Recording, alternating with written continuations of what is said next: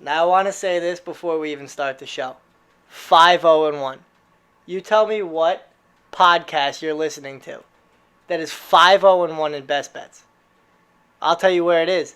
It's the Marty and Party show with special, 4-time special guest, Dow Dow. Great to have you again, Dow Dow. What's good? And, we keep Dow Dow in, and you know what that means. There's going to be a little Jets talk. It's our favorite thing to do right now is talk Jets. Nothing better. And, I know it was a bye week for the Jets, but we have a great conversation on, where do we think the coach hires are going to go. We're going to debate a couple things. We're going to talk about a really bad trade that happened out in Houston this offseason. And then we're going to get into a couple other fun things. So stay tuned. Thank you for the listen, and we're looking forward to hearing what you guys think. It's the Marty and Party podcast, presented by 4011 Sports. Well, it's official now. The New York Giants are a game out of first place in the division. And what I'm hearing a lot in the news, especially in the New York media, is everyone talking about how great of a coaching job Joe Judge did. But seemingly no one is talking about persona non grata in New York, Dave Gettleman, and I think it's absolutely ridiculous. Everyone was so quick to criticize him when they were playing poorly and when the rebuild was underway, but I haven't heard anything about, the coach that he hired is doing good, the quarterback that he drafted is improving, the defense that he's put together is doing really well. I want to pass it along to the Brian and see what he thinks, if he's agreeing with me or disagreeing on is Dave Gettleman, does he deserve any credit in this quick turnaround with the New York Giants? Well, I think that, it's weird. It just seems like New York media, the fans, are just so ready to kick Dave Gettleman out the door. They're ready to get rid of him when, they don't seem to realize that he has very much a stake in the success the Giants have, as much as Joe Judge, if not more. He was one of the main reasons they even got him in the building as a hire. He was blown away. He loved the guy.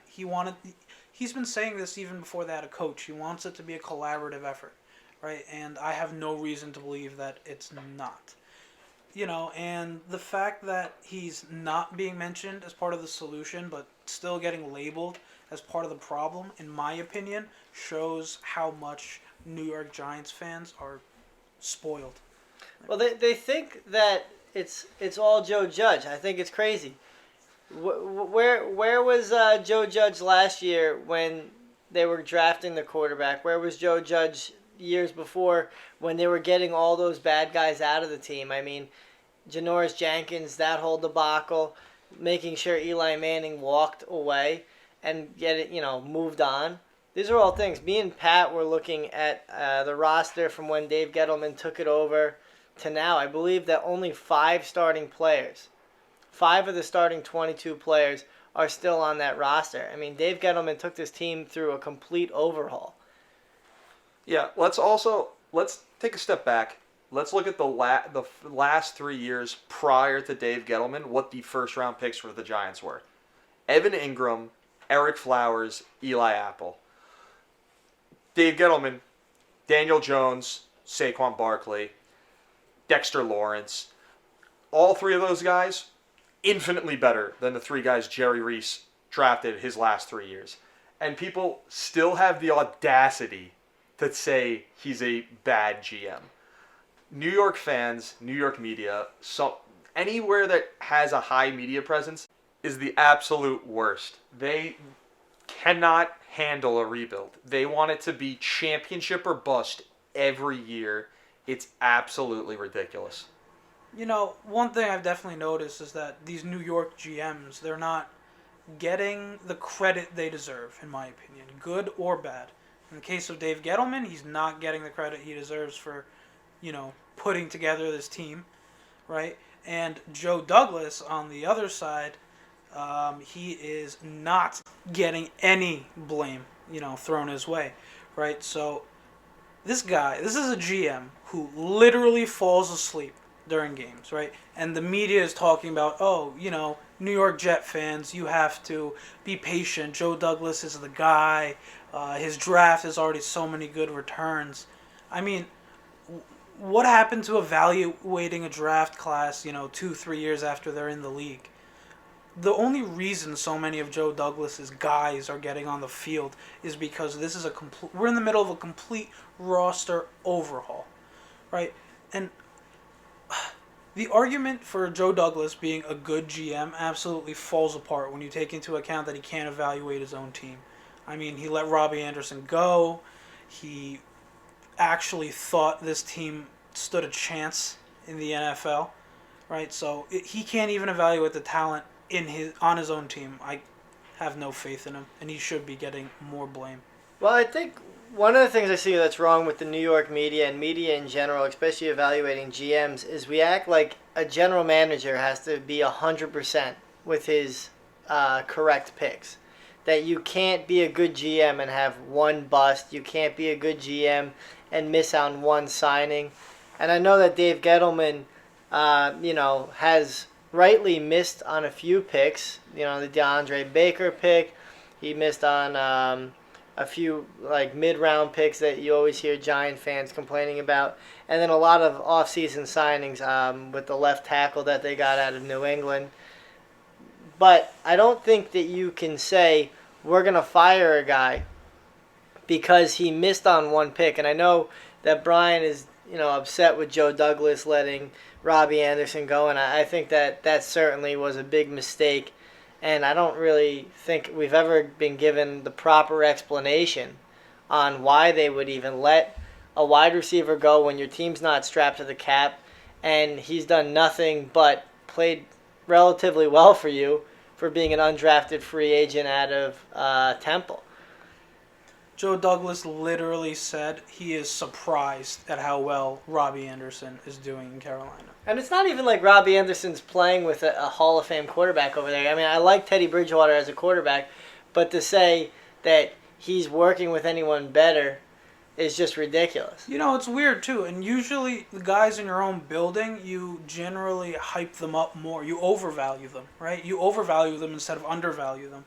So I think there's a lot of red flags here for Joe Douglas, but yeah. But I would slow down on any firing of Joe Douglas. He's there on a 6-year contract. He hasn't really gotten to get his teeth into the ground or his feet on the ground over there. He doesn't really know the organization too well.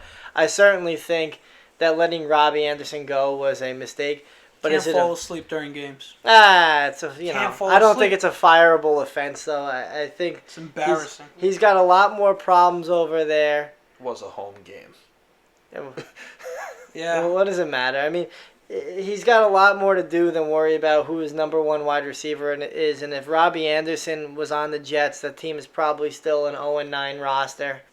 GMs with job security, they miss picks all the time, and no one ever calls for them being fired.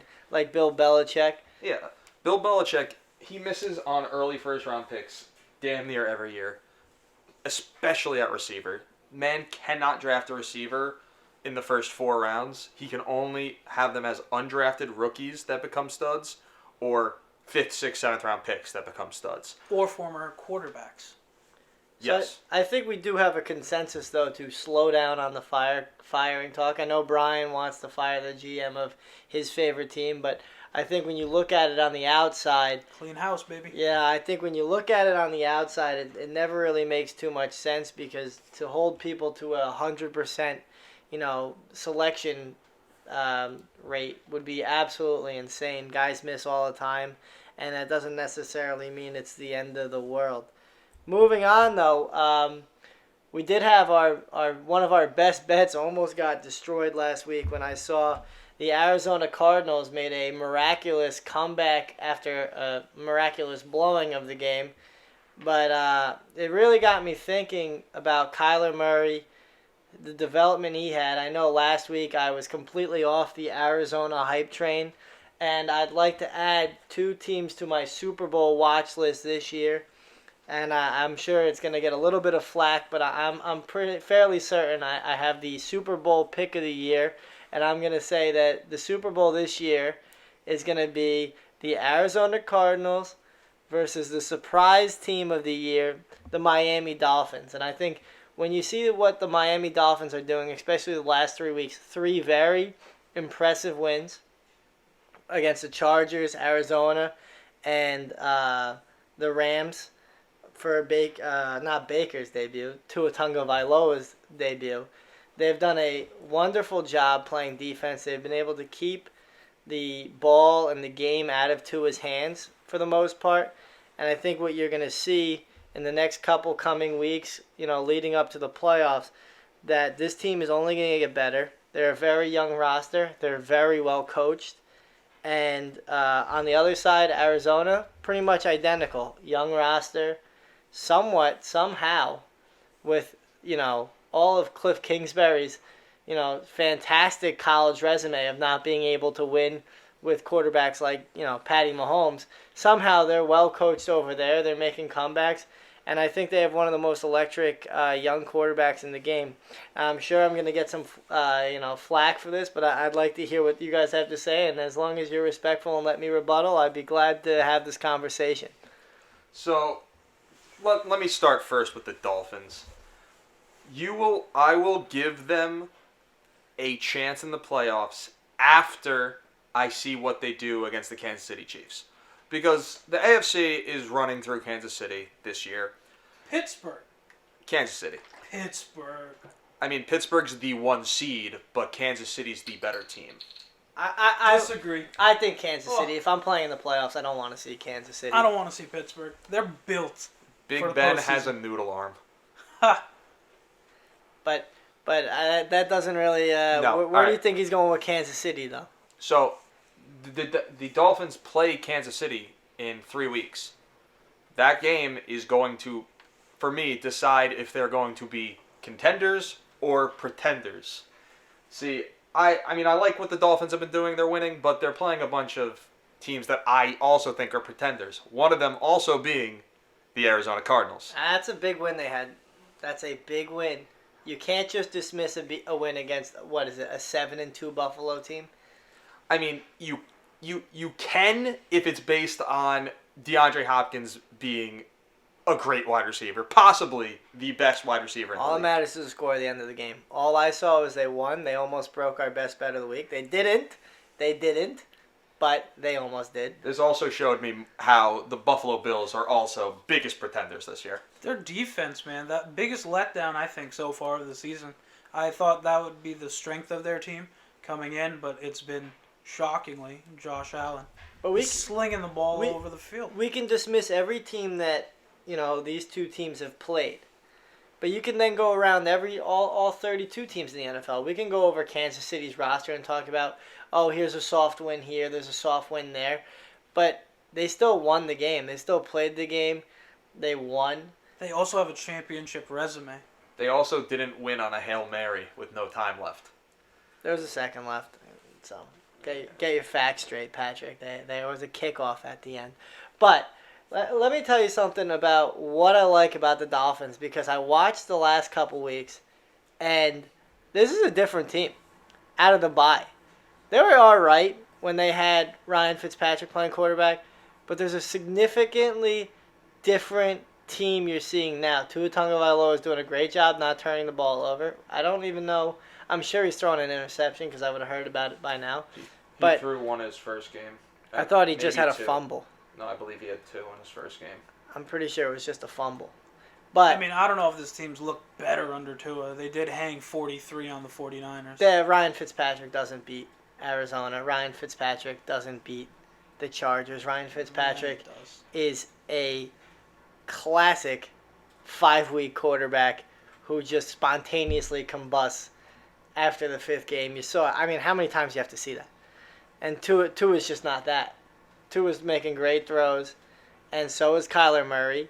When I watch teams go into the playoffs, I know a lot of people say, you got to play good defense. Guess what? Guess who plays really good defense? Miami. They say, you need to run the ball well. That guy, the undrafted rookie they had, what was his last name? Ahmed? Salvin Ahmed out of Washington. Oh, wow. He can run the ball. He can run the ball really well. And now you got Tua. You got Tua, who's a left-handed guy, fairly mobile. He's going to be trouble, and NFL teams aren't going to have a ton of tape on him. And as long as he could stay healthy, I think there's a serious chance that they make a run at the playoffs. And then Arizona, on the other hand, another good thing. We say the NFC's a bunch of pretenders. They are. Arizona's just going to be, one of the Pretenders. one of the pretenders in the list of pretenders. Someone from the NFC has to make it. That's They a guaranteed might not spot. even win their division, and you're talking about. You don't have to win making your the division to win the Super Super Bowl. A lot of teams don't win the. There's going to be an No, under. There's no, going to be an that- under that- 500 that's team not that wins true the at division. all. Yeah, it There's happens like all the time. 2 or 3 teams that have won the Super Bowl that haven't won their division. Titans didn't win the division last year, and they were in the AFC Championship. Didn't win the Super Bowl. Giants were the 6th seed, won the Super Bowl in 08. Yeah, and then before that it was the. Or was it was it It was the 11? Packers. After that it was the Packers. And this year you get another playoff team. Also, I mean, but those are like the only examples. But it's not like that's it also happens because all the time. that's also because a lot of it happens because two teams get a first round bye who win their division. So there's just a lot less resistance to the Super Bowl this year. By the way, we talked about it the last podcast. you can't only say one that. bye team. But last week you were talking about how that bye doesn't really help people because then a lot of them go one and done like Lamar last year. But at So, least like, you don't have can't to say that. At least you don't have to go through another game. Anything can happen any Sunday, so at least you're guaranteed to move on. I would certainly rather sit on my butt and move on to the next round than worry about the risk of losing a game and or not losing a game. So my players are a little rusty for the second week. Than having to go and play some, even if it's an inferior team. I'd rather sit on my butt for a week, just like Kansas City did. But that's not going to happen this year. Only one team's going to get it. And I tell you what, it's going to be a lot harder to not only just win your division, but then win the Super Bowl. And the Dolphins might even win the division. No, I don't think so. I think so. The Dolphins have 2 more wins coming up: Broncos, Jets, Bengals. That's not sure. But then they have to play the Chiefs, Patriots, Raiders, Bills. Those are big tests, I think, for Tua, especially that Patriots game. Bill Belichick doesn't lose to rookie quarterbacks, right? He doesn't. Yeah, you also have to look out. The Pats' schedule at the end of the year is pretty easy. They could easily win out, go 11-5, and steal this division. That's just not going to happen. How many yards did Cam Newton throw last week? 112? Doesn't need to. I thought got you said the- the who only got the thing that win? matters is the That's scoreboard at the only end of the game. That's the only thing that matters. That Yeah, is when true. you're talking about Tua. But Cam Newton's just not the same quarterback that Tua is. They don't need him to be a Doesn't quarterback. need to be. And Dolphins have a better defense at this point. Their defense is almost as good as the Jets' offense scoring this year. It's crazy. I feel like every week they have a defensive touchdown or they put Tua inside the 20-yard line. It'll be interesting to see how Tua does against the Patriots defense. All right, well, moving forward, just so you have it on record, I am saying that it's going to be Dolphins-Arizona Super Bowl. You're crazy. I might Arizona's not change it winning their next week. division. I am very what have you done for me recently kind of guy, and what I saw the last week, I was taken aback. But let's move on. When I heard that this trade happened in the off season, I think in my head I was like, there is no trade in my lifetime that I have heard that is as bad as the Hopkins trade to Arizona. Obviously, the entire NFL community agrees with me. The entire Houston Texans organization now agrees with me after they fired Bill O'Brien. But I want to pass it to you guys. Can you remember a trade that has been this bad? Yes. I think the Randy Moss trade to New England is on a similar level. He was sent from Oakland for a 4th-round pick. And the first year in New England, they went 16-0 in the regular season, and he had 23 receiving touchdowns. But was he traded as part of a salary dump? I mean, the Texans took on Attitude problem. attitude problem. I agree with, but it's not like when the Raiders trade or the Vikings traded him at the time. It's not like the Vikings took on money. I mean, Houston Texans literally took on David Johnson's contract, which, by the way, take a look at it. It's a disaster. That team is a disaster. They're a dumpster fire. Bill O'Brien has had the worst coaching stint I think since Chip Kelly. I can't think of a team that's been left in more shambles other than obviously Adam Gase. But Dolphins. but the trade for Hopkins comes back. You get the best receiver in the NFL, and all you send away is a second round pick, which An is aging running back. with a monster contract. I think he's a top 5 paid running back in football. With years remaining on his deal. It's not like he's in his last year of the deal. It's not like Houston went out and said, oh, you have to swallow some of the money. No, they took it as it is. Talk about a guy who's bad at evaluating players in his own building. Bill O'Brien couldn't. I mean, you look at all of Bill O'Brien's trades. Not one of them were good. But I would understand this trade if it was like a Stephon Diggs return. If you just said, hey, we got a first round pick, we didn't like the attitude, we're not really sure if we can afford him with the contract that we're sending out, I think I could digest it. I think that something in me would say, I hate the trade because you don't get talent like Hopkins every day, but I get it if you're not sure that you can retain his talent. The fact that you say, oh, we're going to receive a second round pick, which the bust rate on those picks are significantly higher than the first round pick. If you do complete on the pick, you don't get the 5th year option that you do out of the first round pick, so the second round pick is significantly worse. And then you go out and say, and we're also going to take a ridiculous contract What's for a running even back. more crazy is they don't have a first round pick in this draft, right? Because of the Laramie Tunsil No, trade. that's going to the Dolphins, by the way. Yeah, that's true. Ugh. Dolphins about to have another top 5 pick. So Oh, yeah. the way I see it, Dolphins going to win a Super Bowl and have a top 5 pick. Which makes it even... Shut up. Which makes it even crazier, right? That they didn't even try to get a first round pick for DeAndre Hopkins. You know you don't have draft capital, right? You should try to get some for your best player. Why are you trying to get a second round pick and a running back? Oh my God. And the best thing is if they have to free up cap space, They can't. they're going to have to trade David Johnson and a pick to get that to dump deal him. out. Yeah. No one's going to just take his contract. No one besides Bill O'Brien, unless Bill O'Brien takes a job with, I don't know, Don't say it. the Jets? Don't say it. Does Bill O'Brien take a job with the Jets? Oh, also, Devontae Adams, you should calm down. Oh, yeah. Oh, I'm the best receiver in football. No one comes close. Oh, okay. When you make a catch like that. That was some Calvin Johnson shiz right there. All right? Like, we haven't seen a receiver moss 3 defenders. I feel like with his career, with Hopkins' career, you have to get a picture. You know, like when you have like those poster moments. Yeah. That the universe had to make something like that for him because of his talent, and it just so happened that we got to all witness it last week. Yeah, I mean, I'm happy for him, right? He has the talent, and it's amazing that he can, show it. But now. you know who the universe more isn't so. gonna have to move mountains for? Devontae Adams.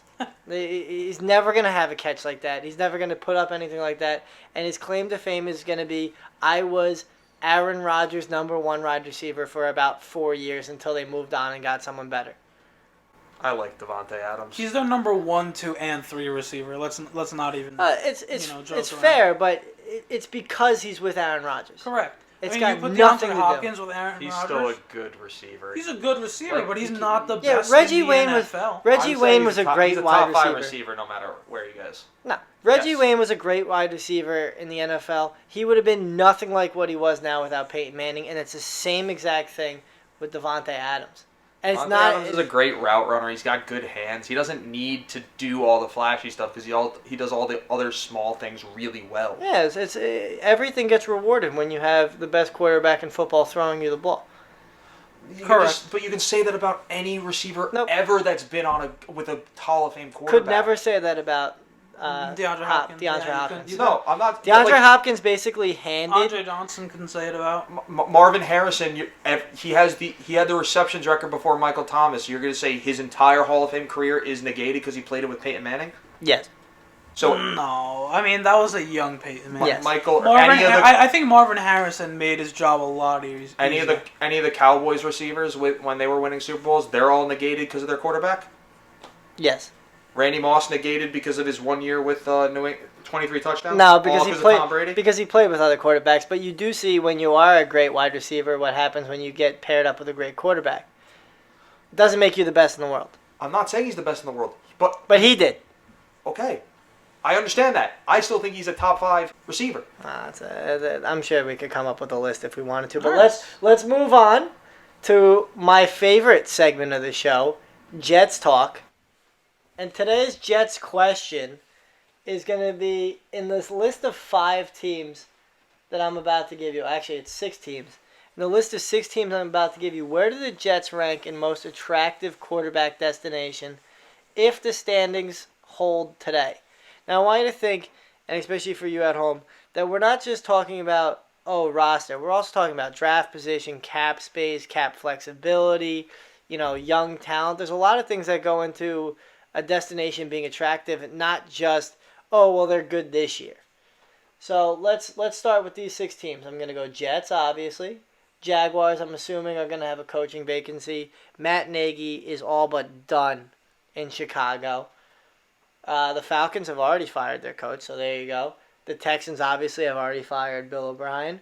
And last but not least, I think that it's safe to say Matt Patricia's job is done in Detroit.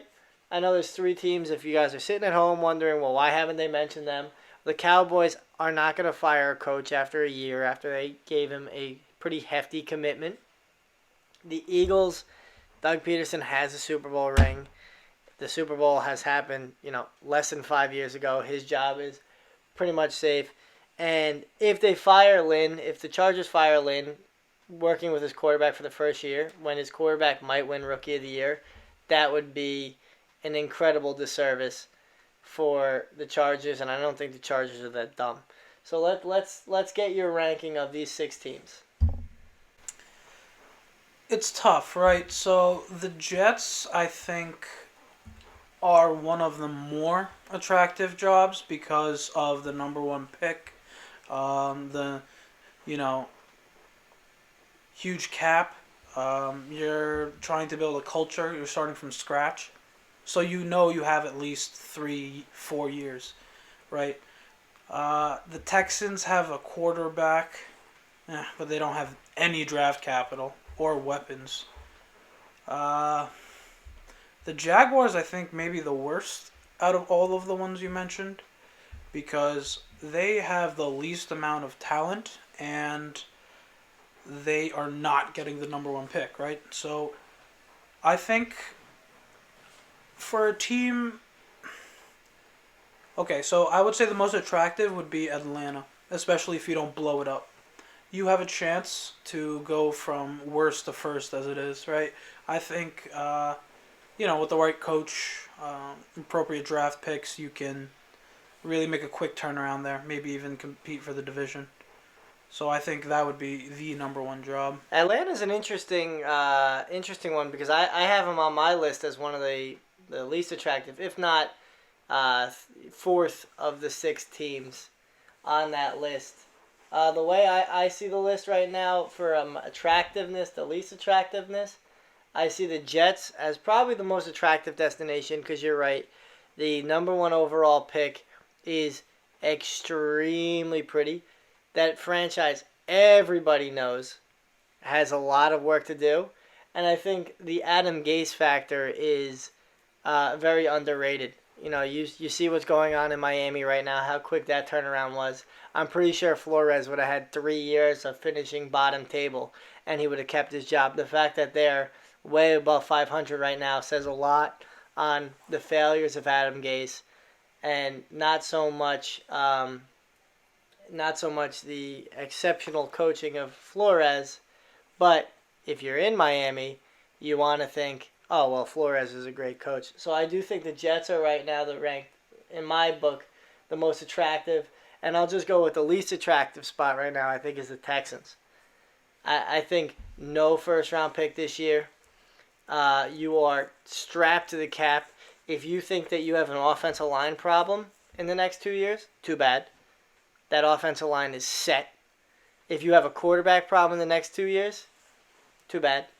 You've got enough financial promises that you're not going anywhere out of Watson's contract. And if you have any issues that you want to fix on either side of the ball, good luck because you have no money. I was going to push back a little there and say maybe the worst would be the Bears. But, then I thought about it a bit more, and that defense is pretty good. I mean, if their offense was just league average, they would be way better. Yeah. Matt Nagy wouldn't be fighting for his job if he could put together a league average offense. And they get out of a couple contracts in the next 2 years. I think they're out of the Foles contract in a year or two. So you get to kind of build your team around, and you get to drop a quarterback in with a finished progress while Nick Foles holds down the fort. I don't think it's as ugly as it looks. And yes, you're right. That defense is going to steal you games. Yeah, for sure. It's not going to cost you games like so many NFL teams in the rebuilding process have to deal with. It's going to steal you games, and when you finally put together an offense, it's going to be a well-running machine. Now, it's just a matter of easier said than done. It's pretty easy to say we're going to draft a superstar quarterback. It doesn't happen very often. Just ask the Jets, right? Yeah. I mean, I think another one that is sneaky bad is the Lions. Because outside of Matt Stafford, what do you have on that team? You have some aging veterans on big contracts. You have Jeff Okuda, who was the 3rd overall pick and is not living up to that billing as of yet. I think that destination, the attractiveness of that job really depends on what you want to do with Matt Stafford. But I will say this, though, about the most attractive coach. I think everyone's going to go after Bieniemy this year. I can't imagine him wanting to go to any of these teams. I could see him going to the Falcons. Yeah, I think Falcons is probably the only place Yeah. I would go if I were him. Yeah, especially if you're looking for Julio. that quick fix, man. You have Julio, Todd Gurley, Calvin. Ridley. And where do you think I'll pass it to you. Where do you think the most attractive and least attractive place right now for head coaching is? Yeah, I agree with you. The least attractive is Houston. Houston is a dumpster fire. They have no first-round picks. They're just all around awful. Without a first-round pick, it's going to be really hard to rebuild with a huge franchise guy. The most attractive, I would say, is Atlanta. Personally, I don't like Matt Ryan. I think you get a real quarterback there. I think they'll be fine. You get a strong-arm quarterback from college in the 2nd round. I think that team turns around real quickly. Use your first-round pick for a defensive stud, and I think that team's right back in the playoffs. And now my favorite part of the show. I know I said it was Jets talk, but that was a complete lie. It's our betting talk. 5-0-1 on the show. Pretty good. 5-0-1. Anyone wants to complain and say we got lucky that Arizona didn't kick the field goal, I got one word to say to you. Shut up. It made complete sense to knee the ball. If that extra point gets blocked, it's a tie game. We also almost got devastated by that game. Last-second Hail Mary to blow the coverage is a brutal way to lose. I had a bad taste in my mouth that it was even a tie. I turned to Pat on Football Sunday. I said, congratulations, Pat. We went 2-0. And Buffalo just decided to cough away the game. But nonetheless, we got our upset pick of the right. We went against Lamar Jackson, the great reigning MVP Lamar Jackson, going into struggling New England with Cam Newton, who has a half a shoulder. Cam Newton puts up 112-something yards, and they still lose.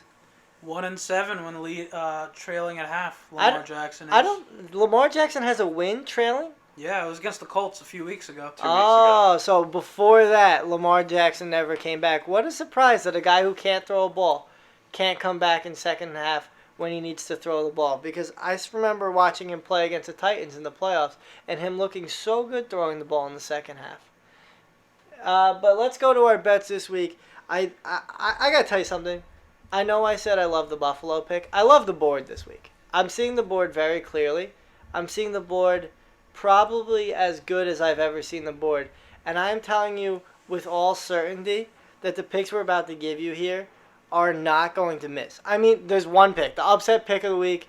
I'll get to it. It's a little gritty, but I do like it.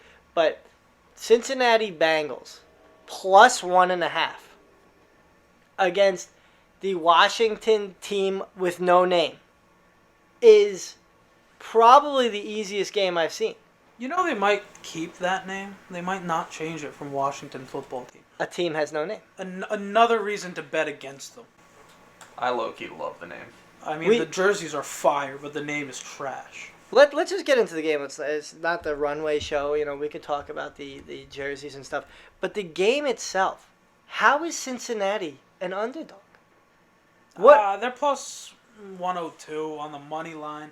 It's really close. I think as we get closer to game day, it'll move towards more of a push. This shouldn't be a pick. I agree. Cincinnati didn't get killed last week against the Steelers. They didn't look great. They played against the Steelers and they lost. They crushed the Titans a week earlier. They've had impressive wins. What has Washington done? They just lost to the Giants? Yeah. No, they lost to the Giants 2 weeks ago. I can't. Alex Smith had the best game of his career, and they still lost, by the way. He put up more yards than he ever did, I think, 2 weeks ago against the Giants, and they still lost. He also threw 3 interceptions. You got to, take the good with the bad. His best game was when he came back against the Colts in that playoff. Emotional. Did he lose No, that he game? blew that game. He blew that game. And then he Andrew blew- Luck came back. And then he blew the game against the Titans the next week, the next year. But this game is so crazy. I don't even want to get into advanced stats.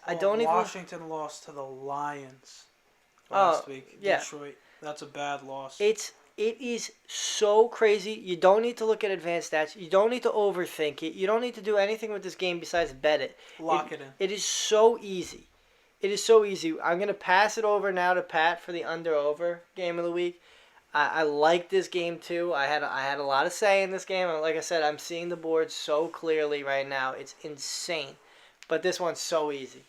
Yeah, easiest over-under I think we've had on the show so far is the Titans-Ravens at over 48.5. I mean, both teams know how to score. Both teams don't really know how to play defense that well. I mean, we just saw Damian Harris run for over 120 yards against this Ravens defense. If that means anything, Derrick Henry's about to have 500 yards rushing. So I would hammer the over here. Free money. Just do it. No, the Titans defense can't play. And, that's coming from a Titans fan. I'm as shocked as I've ever been with how bad the defense has. I don't know if it's the fact that they don't have a defensive coordinator.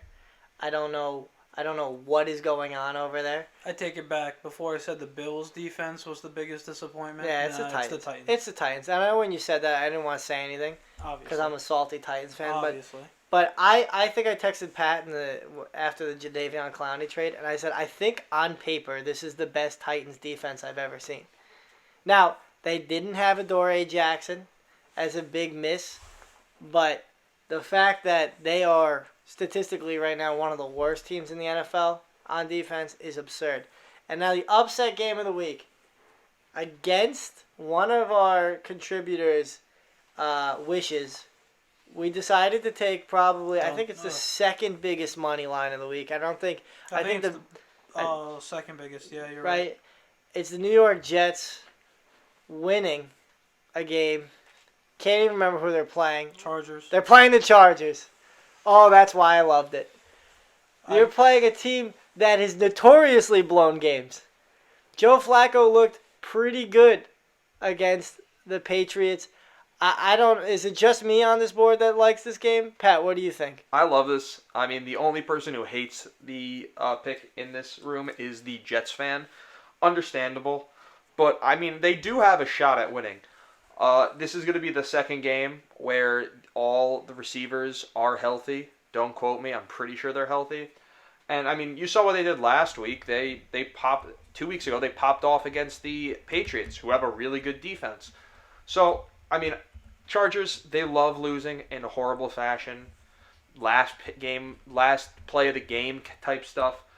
I think this is the week the Jets win a game. I love it. You got to win sometime. You know the Jets are going to win one game. No, you don't. The Jets are going to win one game. The bye week allowed Adam Gase to get more influence on the offense. I'm telling you. They're going to come out looking flat, unmotivated, and just bad. Well, then they wouldn't look any different than they did the rest of the season. No, But- they definitely did not look flat against the Patriots. They If threw the ball deep. this game You know how happens 4 shocked I times. was? If this game happens 4 times, the Jets win one. Shocked. I was shocked when they threw it 10 yards past the line of scrimmage. If this game happens 4 times, if you Jets play lose this all game, 4. they don't. Does Sam And you Darnold play any of them? No, it's the same roster. I mean, his career as a Jets. 4 universes. The Jets Appreciate win your one of service, them. my guy. You're Nah, going to get a no. plus 385 on it. That is 320. 320. My bad. It's still a ridiculous money line. These are NFL teams. They're paid athletes. You cannot see a plus 300 and not think twice about, I wonder if I can, buy a yacht if this team wins and my parlay hits. I like this. I like these 3 games a lot. I would obviously hedge. I would hedge a lot on this game. I would put a nice parlay, a 2-team parlay with the 2 teams we gave you with the over in the Titans game and the Bengals plus 1.5. And then I would put another parlay in with this plus 325 money line. And I think that you're going to see a pretty good chance. You're going to have an interesting Sunday. The last thing I want to apologize before, we don't usually check game times when the NFL starts. I wish I warned everybody to sleep in on Sunday last Sunday. Those 1 o'clock game schedule was abysmal. I could not find anything of substance at that game. For some reason, usually the 4 o'clock games are a lot weaker than the 1 o'clock games. This week, for whatever reason, we're all sitting there ready to watch the games. We got our football hats on. We got our chicken wings ready. And we're sitting there like, where are the games? What game are we going to watch? We just put on Red Zone. We saw a couple of highlights. You can't go wrong there. But really, my apologies. We'll be better next time. If we see something that crazy where there's nothing going on at 1 o'clock, you are going to get a warning. But anyway, thank you for listening to the show. Once again, another good show. We had a good conversation. Look forward to hearing from you guys next week. And we look forward to keeping our 5-0-1 alive. Hopefully when we get back on, we're talking about 7-0-1. Take care and have a great week.